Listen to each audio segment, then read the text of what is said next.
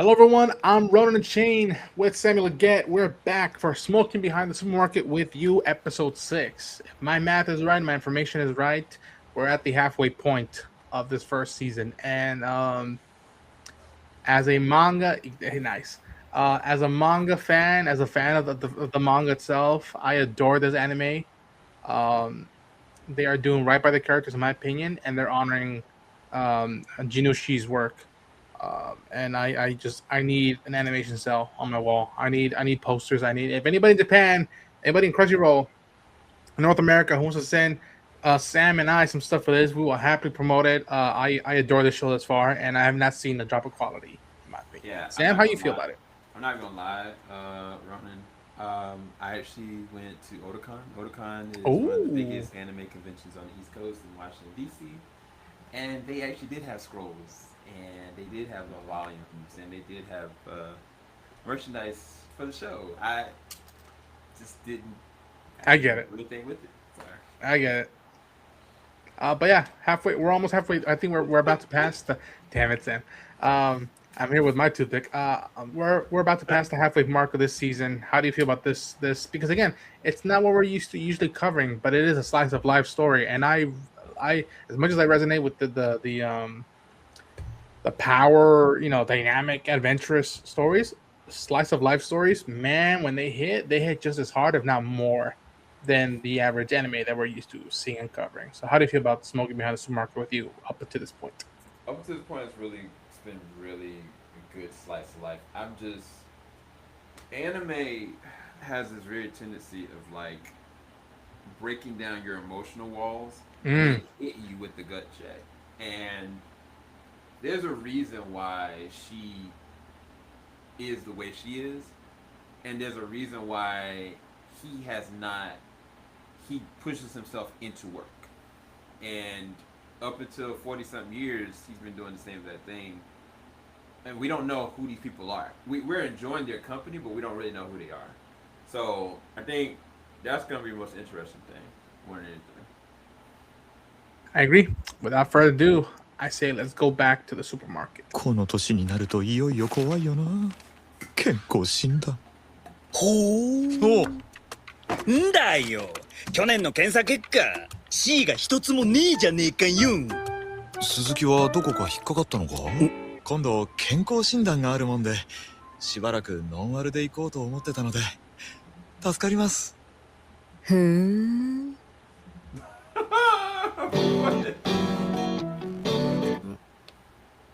こんばんは、田山さん。あー、健康診断近いのに吸いに来てやんの。え？ Uh-oh. なんでそんなこと知ってるの？あ、山田さんから聞いたんだ。ああ、そうそう、山田さんから聞いたの。指宿。そうなんだよ。だよね。私も難しいから。Aww. そうなったら終わりだよ、もう。Aww. 大丈夫。はい。これで佐々木さんの体は最強になった。What?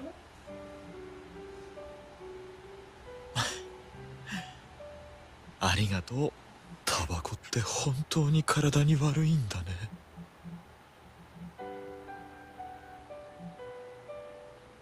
Ronan. 佐々木くんが健康診断で要検査な上に要治療肺で心中お察しだな。だからタバコをやめるって。そりゃそうだろう。なんだ山田。あの人が裏に来る理由なくなるでしょ。山田、佐々木くんは人に思わぬ一面があったとしてそれを受け入れられない人間か？そんな人じゃないっすよ。って山田、聞いとんのかお前は。すみません。はい、いらっしゃいませ。これ包んでもらいたくて。放送でございますね。確かにそうなのに。なのに私。Oh, they're evil for showing this. Oh, how 何ビビ dare ってん you. だろう。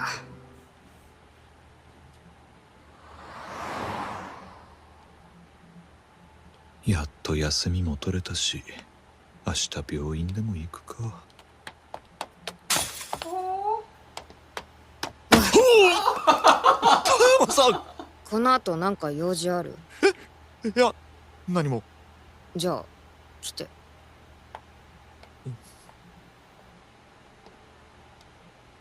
Yeah, I was like, oh. そんなので本当にタバコやめれんの？俺も不安だよ。あの時声をかけてくれてありがとう。こうやってお話しできる機会ももうないと思うけれど。Oh man, that's getting me like when I got the book. 俺 Oh, の目に入ったの。oh. 言わないで。佐々木さん、私本当は。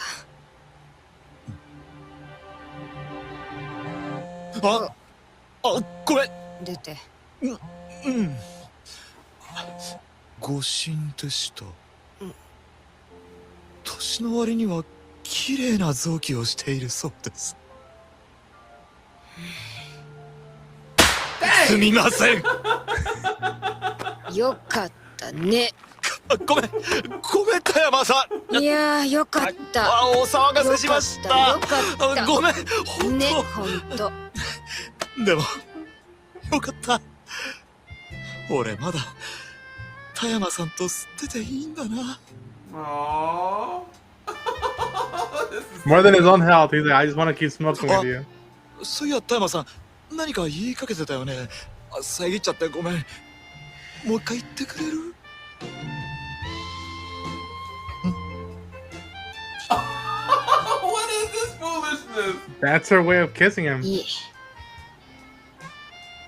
今はまだいい。Oh. だからこのまま二人でね。でも私、人騒がせは許さないから。それは本当にごめん。でも心配してくれてありがとう。い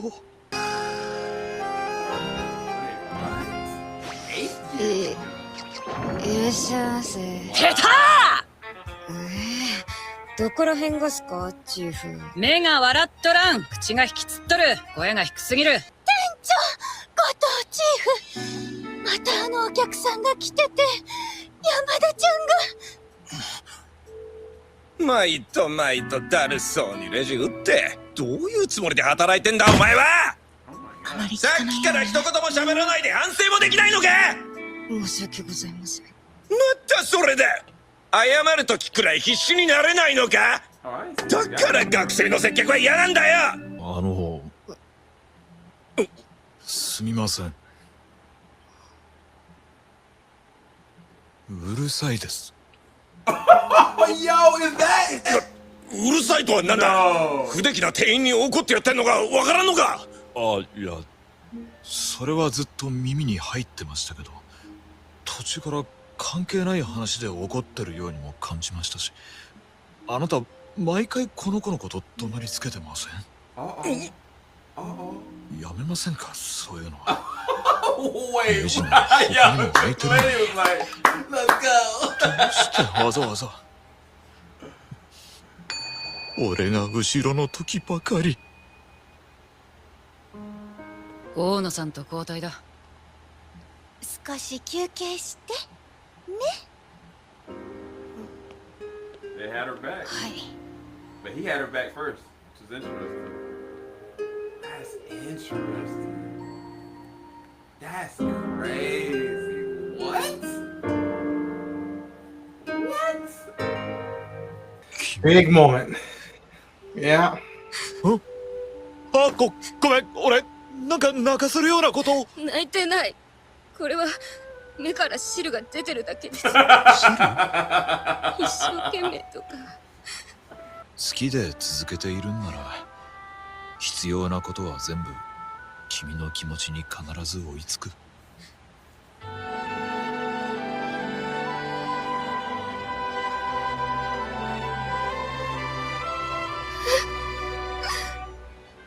That is insanity.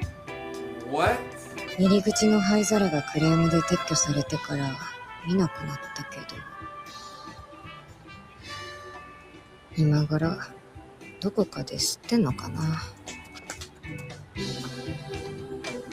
Wait, she don't know it's him? What the freak? What's wrong with these kids? What the hell? Both freaking dense. So I've been biting my tongue. Both of them are dense. Biting my tongue for that chapter. So that concludes volume 1 of the manga, y'all. What we just saw was chapter 0. So it starts at 1, it goes, and then at the very end of that volume is chapter 0. And it tells, quote unquote, the origin story a little bit of like, where's Yamada from, and where about Tasaki? And yeah, I do not. When I read it, I was like, no way, no. And but I caught it instantly that like they drew him, and even in the animation, like you can't tell who he is, except we know who he is because of his stature and all that stuff. We don't know, we know who he is, but when she says like, I wonder if that guy's still smoking somewhere, and it's just like, so even she doesn't realize that the guy she's been smoking with is the guy that stood up for her all those years ago. And he also doesn't recognize that the 2 girls he has the hots for are the same girl, or the 2 women that he appreciates on his daily life are the same girl. Yeah, man, I love this manga. I love this animation, man. I adored how worried she was about his health, and she was worried about his health, but they both were in unison worried about not being in part of each other's lives at the end of it. Because he was worrying for the results and he was gonna check up, but he was like, and he doesn't flat say, but beyond all this, I'm really gonna miss like smoking with you. Like I wish like we could keep doing this. And you could tell how much that meant to her. And she almost spilled the beans. She almost told him like, oh, hey, by the way, yeah. And it wasn't for that call from the dog, but like, oh, it was a misdiagnosis. And him like her slapping him and be like, don't fucking do that to me again. You fucking scared me. Yeah. And like, I'm sorry. He's like, what are you gonna say? He's like, I'll tell you later. And just keeping the rubber band stretched on more. And I've been waiting for us to get to this moment. Sam? This took me through like an emotional roller coaster, to be quite honest with you. I was literally in the beginning of it, I was like, health concerns, checking his lungs. He smokes every single day. I said to Ronan, I was like, if this man's got lung cancer, I'm gonna quit this show expeditiously. Like I'm done. Like it's not even, because I'm not gonna sit there and watch this man disintegrate. Like it's just not gonna happen. But what I loved about it was that they were both terrified about not being able to be in each other's lives. Yeah. Like whether that was like health and long term, or whether that was just in general their interactions. Like they've become codependent. Yes. At this point. And to the point that I honestly feel like, and I don't know if it was in the manga, I think that she was going to out it because she was going to come up with an excuse to continue to see him. I don't think it was that she was going to tell him because she was like, oh, this is our final goodbye. I think that she was going to say, like, look, hey, you don't have to smoke to be around me. Like, I want to see you. Like, and this is kind of what it is. I think that she would have went that far. Because she really needs him. And in the second half of the episode, I didn't realize why. Because he's literally the foundation behind why she's still there. Because if that moment hadn't happened 8 years prior, she would have quit. Because she's a perfectionist. And she's also very hard on herself. And she's kind of built up this kind of wall and kind of masking that with like, angst. Teen angst, while at the same time kind of like doing her own thing. But at that time, she was trying to maintain her foundation. She didn't think she could do it. And the worst thing is when you're like starting a new job and you kind of just like, crap, like maybe I can't do it. Like depending on who you are, you might quit. Or it might be worse than that. Like you won't even try. And as much as he loves the version of her that's 8 years, present, that's working every single day, he's a foundation of that. And the crazy thing about it is that she don't know that that's him. Like, what the freak? What's wrong with both of them? Like, there's literally something wrong with both of them. Like, there's no difference in the two. Like, there's absolutely no difference because. And also, I think the manager knows. I think the manager kind of just like, you doing this to him. I'll let you figure it out. Like, I'm almost wanted to. I got like 50% sure that the manager knows. Because I don't think that she misses a thing. I think she's too observant to kind of just like put that to the side like that. But we'll see, I guess, in time. But this is a really emotionally charged episode because you got to also see like what she's been through and and that's too real. Like I've seen that multiple times of like the rude customers and all that. Like it is, they kudos to Jinushi. Like he flat out they flat out nailed the whole thing of like the rude customer and how that affects not just everybody but like the people around them and the workers and be like, yo, what the hell? And please continue. Years and years ago, I used to work at Blockbuster. I used to be a manager.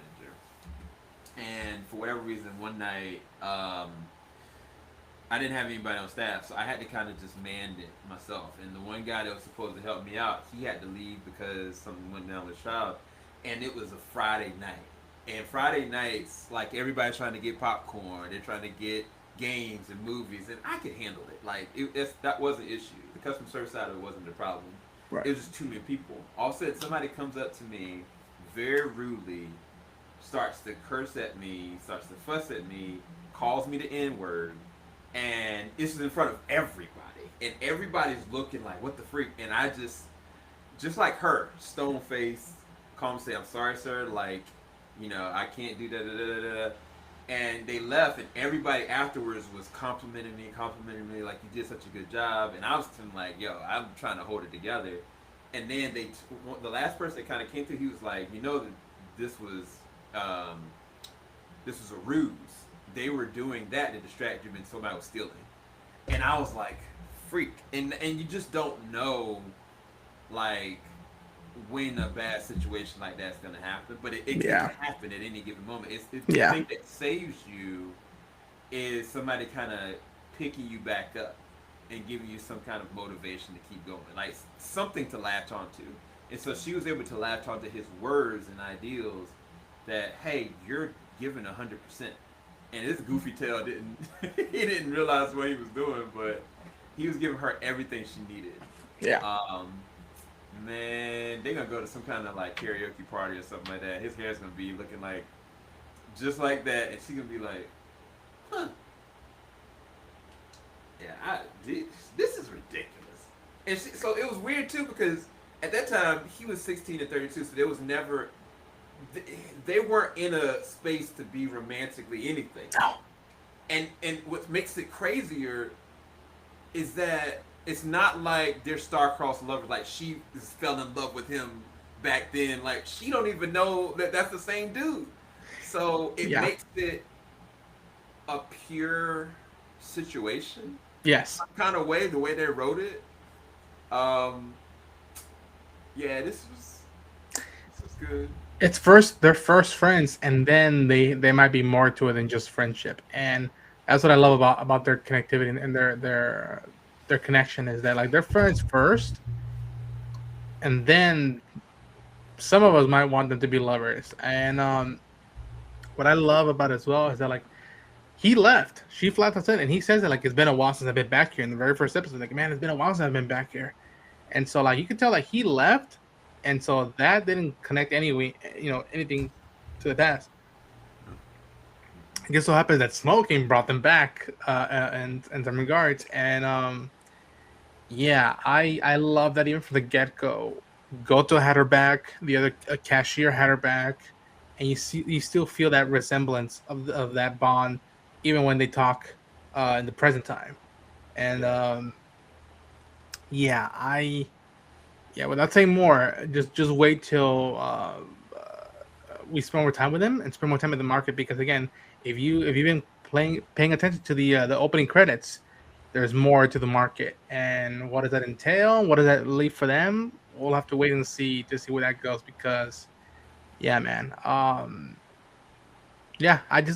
can't gush over this animation show. This show the actors performing them. I mean, the actors who they got to play Yamada Tama is just perfect, like sync of like the sweetness of Yamada and the coolness of Tayama, just laid back, yet both being that connected to him, to Sasaki, and Sasaki being stumbling and whatnot, but knowing that like, yeah, I'm overreactive and I think about it too much, but my focus is like whenever I'm with this person in proximity, I'm less stressed and I'm more focused in, which is both a positive and negative because if that levels your playing field of life, then like yeah, you gotta better at it. If not, it'll just be shattered. That simple. But um, yeah, man, I adore the manga. I can't encourage enough people to go pick up the manga and go read it.